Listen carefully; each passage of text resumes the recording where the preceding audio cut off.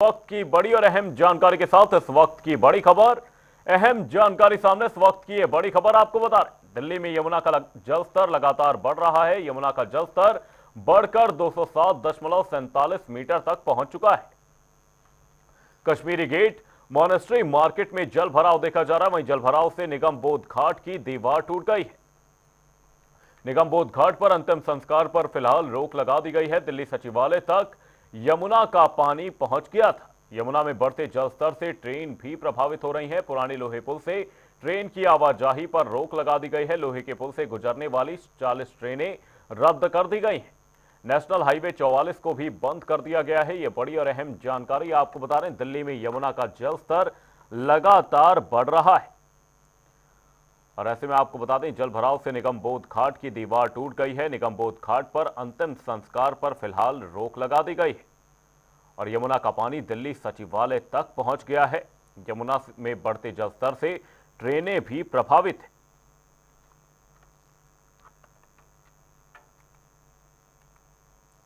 और रुक करेंगे दिल्ली से अगली बड़ी खबर की ओर। इस वक्त की बड़ी और अहम जानकारी, अलीपुर के पास फ्लाईओवर में गड्ढा हो गया है और इस दौरान आपको बता दें, एक ऑटो गड्ढे में जा फंसा, जहां पर ड्राइवर के भी घायल होने की खबर है। बारिश के बाद फ्लाईओवर का हिस्सा धंस गया था। यह बड़ी और अहम जानकारी आपको बता रहे हैं अलीपुर से। यह बड़ी खबर, अलीपुर के पास फ्लाईओवर में गड्ढा बन गया। वहीं आपको बता दें, एक ऑटो चालक इस फ्लाईओवर के हिस्से में जा धंसा। अलीपुर के पास फ्लाईओवर में गड्ढा बन गया। आपको बता दें, भारी बारिश के चलते और लगातार जो यमुना में जलस्तर बढ़ता हुआ नजर आ रहा है, इससे तमाम तरह की दिक्कतें सामने आ रही हैं। अब यह खबर अलीपुर से है, जहां पर फ्लाईओवर में गड्ढा बन जाने की खबर है। आपको बता दें, एक ऑटो इस गड्ढे में जा फंसा, जिसमें ड्राइवर के घायल होने की खबर है। आपको बता दें, बारिश के बाद फ्लाईओवर का एक हिस्सा धंस गया था। अलीपुर के पास फ्लाईओवर में गड्ढा बन जाने की एक खबर है और एक ऑटो इस गड्ढे में जा फंसा।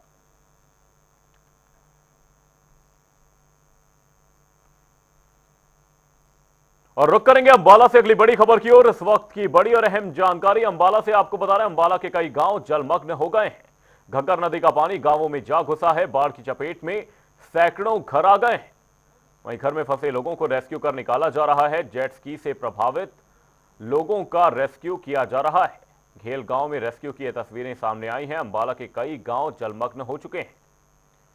आपको बता दें, लगातार हो रही बारिश से घग्गर नदी का जल स्तर बढ़ चुका है। बाढ़ की चपेट में सैकड़ों घर आ गए हैं और जिसमें अंबाला के कई गांव जलमग्न हो चुके हैं। आपको बता दें, बारिश के बाद जेट स्की से प्रभावित लोगों का रेस्क्यू किया जा रहा है। घेल गांव में रेस्क्यू की तस्वीरें सामने आई हैं।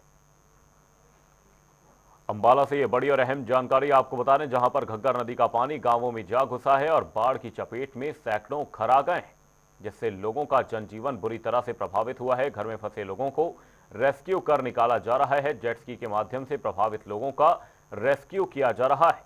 घेल गांव से रेस्क्यू की ये तस्वीरें सामने आई हैं। आपको बता दें, लगातार हो रही बारिश से अंबाला के कई गांव जलमग्न हो गए हैं। बाढ़ की चपेट में सैकड़ों घर आए हैं। वहीं घर में फंसे हुए लोगों का रेस्क्यू कर निकाला जा रहा है। आपको बता दें, जेट स्की के माध्यम से प्रभावित लोगों का रेस्क्यू किया जा रहा है। खबर अंबाला से है, जहां पर घेल गांव में रेस्क्यू की ये तस्वीरें, जेट स्की के माध्यम से लोगों का रेस्क्यू किया जा रहा है। घग्गर नदी का जलस्तर लगातार बढ़ रहा है, जिसके चलते बाढ़ की चपेट में सैकड़ों घर आ गए हैं। वहीं घर में फंसे लोगों का रेस्क्यू कर निकाला जा रहा है।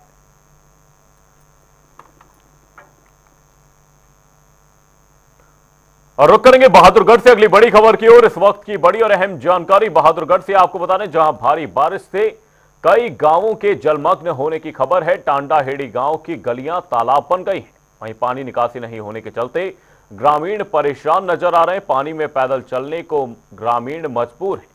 वहीं बुजुर्गों और बच्चों में बीमारियां फैलने का डर बना हुआ है। आपको बता दें, बहादुरगढ़ से खबर है, जहां पर भारी बारिश से कई गांव जलमग्न हो गए हैं। वहीं पानी निकासी नहीं होने के चलते ग्रामीण परेशान हैं और पानी में पैदल चलने को मजबूर हैं और इस दौरान बच्चों और बुजुर्गों में बीमारियां फैलने का डर लगातार बना हुआ है। तांडा हेड़ी गांव की गलियां तालाब बन गई हैं और ये तस्वीरें हम आपको दिखा रहे हैं, जिसमें ग्रामीण परेशान नजर आ रहे हैं और पानी में चलने को मजबूर हैं। बहादुरगढ़ में भारी बारिश से गलियां तालाब बन गई हैं। आपको बता दें, तांडाहेड़ी गांव में ये तस्वीरें सामने आ रही हैं, जहां पर पानी की निकासी नहीं होने के चलते ग्रामीण परेशान हैं और पानी में पैदल चलने को मजबूर हैं। और जो खास तौर पर दिक्कतें सामने आ रही हैं वो बच्चों और ग्रामीणों के लिए हैं, जिनमें बीमारियां फैलने का लगातार डर बना हुआ है, क्योंकि जल जमाव के चलते काफी परेशानी आ रही है। पानी निकासी नहीं होने के चलते ग्रामीण परेशान हैं और पानी में पैदल चलने को मजबूर हैं। और साथ ही प्रशासन के तमाम दावे इस दौरान फेल होते हुए नजर आ रहे हैं, क्योंकि आपको बता दें कि जल निकासी का कोई प्रबंध नहीं है। लोगों का जनजीवन बुरी तरह से प्रभावित है और लगातार हो रही बारिश लोगों के लिए चिंता का सबब बनी हुई है और ग्रामीण पानी में पैदल चलने को मजबूर हैं। ये तस्वीरें बेहद चिंताजनक है। बहादुरगढ़ में भारी बारिश से लोगों को खासी परेशानियों का सामना करना पड़ रहा है। तांडाहेड़ी गांव की गलियां तालाब बन चुकी हैं। वहीं जो खास तौर पर दिक्कतें आ रही हैं वो ग्रामीणों के लिए हैं, जो पानी में पैदल चलने को मजबूर हैं।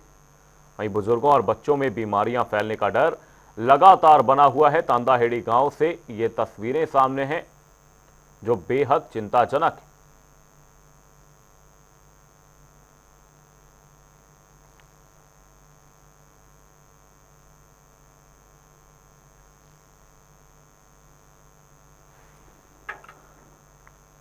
और इसी बीच हमारे दो सहयोगी हमारे साथ जुड़ चुके हैं। यमुनानगर से हमारे सहयोगी सरबजीत बावा, वहीं सिरसा से हमारे सहयोगी मुख्तियार सिंह हमारे साथ जुड़े हैं। सबसे पहले सरबजीत, आपका रुख करेंगे और आपसे समझने की कोशिश करेंगे यमुनानगर में फिलहाल किस तरह के हालात हैं, क्योंकि लगातार देखा जा रहा है बारिश रुकने का नाम नहीं ले रही है और ऐसे में नदियों का जल स्तर लगातार बढ़ा हुआ है।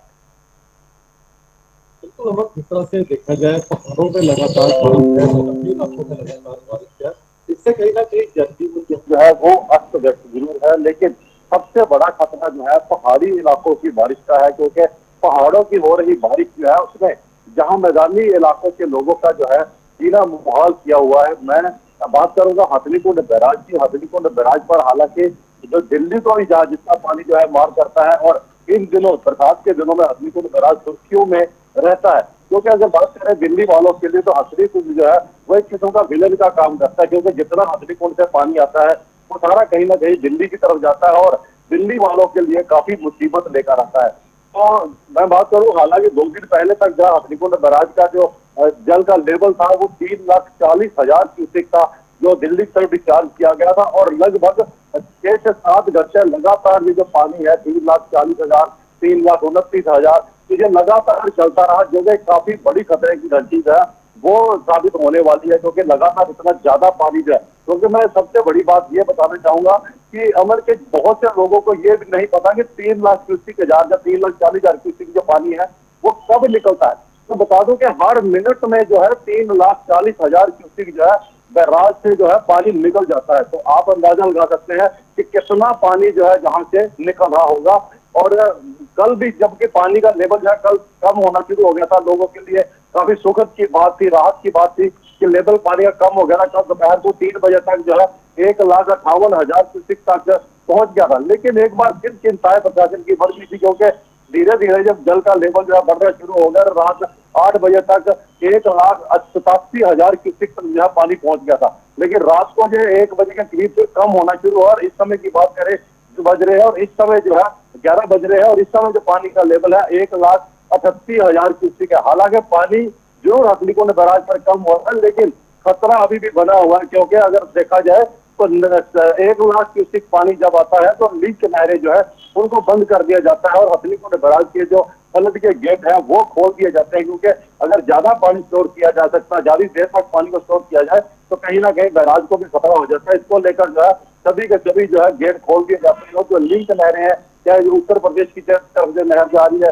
वो बंद कर दी जाती है, पश्चिमी यमुना नहर जो है वो बंद कर दी जाती है। इन नहरों को जो बंद कर दिया जाता है, ताकि अगर देखा जाए बरसात के दिनों में और भी एरिया से जब पानी कहीं ना कहीं इन छोटी नहरों में आता है, जैसे जमुनानगर की बात करें, सोम नदी है, पथराला नदी है, चतंग नदी है, इन नदियों का पानी भी जमुना में आता है, और इसके कारण जो है जो लिंक नहरें हैं उनको बैराज जो बंद कर देता है, पूरे का पूरा पानी दिल्ली की तरफ जो है डाइवर्ट किया जाता है। लेकिन कहीं ना कहीं ये पानी जो है बैराज से निकलने के बाद जो जमुना के आसपास जितने भी गांव लगते हैं उन गांव में तबाही मचाता हुआ निकलना जाता है। यमुनानगर की बात करें, यमुनानगर का बीबीपुर गांव है, बेगमपुर है, अगर बात करें औदरी है, लापरा है, और इसी तरह टापू कमालपुर है। कई गांव जमुना के आसपास लगते हैं गुमकला तक। तो इन गांवों की जो जमुना के नजदीक की भूमि है वो कहीं ना कहीं कटाव होने के बाद जमुना में समा जाती है। मैं सबसे बड़ी बात ये बताना चाहता हूँ अमन, कि 2 दिन पहले हमने प्रमुखता से समाचार भी दिखाया था टीवी के ऊपर, जनता टीवी के ऊपर, कि जमुनानगर का टापू कमालपुर गांव जो है वो 250 से 300 मीटर जो है जमुना गांव से रह गया। लेकिन बताऊंगे, हालांकि प्रशासन द्वारा कट्टे लगाने का काम बड़ी जोर शोर से किया गया था, लेकिन जमुना का बहाव इतना तेज है, जमुना का वेग इतना तेज है पानी का, उन कट्टों को भी साथ में बहा कर ले जाता है। और कटाव जो है कम से कम पहले जहां 2 एकड़ तक का, 2.5 एकड़ तक का कटाव था, वो अब 8 से 9 एकड़ तक कटाव पहुंच चुका है। और जमुना बिल्कुल गांव से 150 मीटर के आसपास रहेगी, तो बिल्कुल गांव के नजदीक पहुंच चुकी है, जिससे ग्रामीण काफी चिंतित है। एक तरफ गांव वालों के लिए काफी मुसीबत है, हालांकि जिला प्रशासन द्वारा लगातार गांव के ऊपर नजर रखी जा रही है, अधिकारी गांव के अंदर पहुंच रहे हैं, जिला उपायुक्त है, एसपी है, इन्होंने गांव का दौरा भी किया है, बार बार अधिकारियों को निर्देश भी दिए जा रहे हैं कि पूरी नजर बनाकर रखें और किसी तरह की कोई दिक्कत ना आए। लेकिन उसके बावजूद जो जमुना के पानी का वेग है वो इतना तीव्र है, बहुत ही तेजी से भूमि कटाव हो रहा है, और भूमि कटाव के कारण जो जमुना है वो कहीं ना कहीं गांव की तरफ बढ़ रही है। इसको लेकर भी जो है ग्रामीण चिंतित है। जिला प्रशासन द्वारा पूरे के पूरे जो नजर है वो इस गांव पे लगी हुई है। लेकिन उसके साथ साथ मैं बताऊं कि जमुना नगर के जो नदी के आसपास जो कई दर्जनों गांव है, उन्हेड़ी है, इस तरह की बहुत से ऐसे गांव हैं जिनकी हजारों एकड़ भूमि जो है वो जमुना में समा गई है।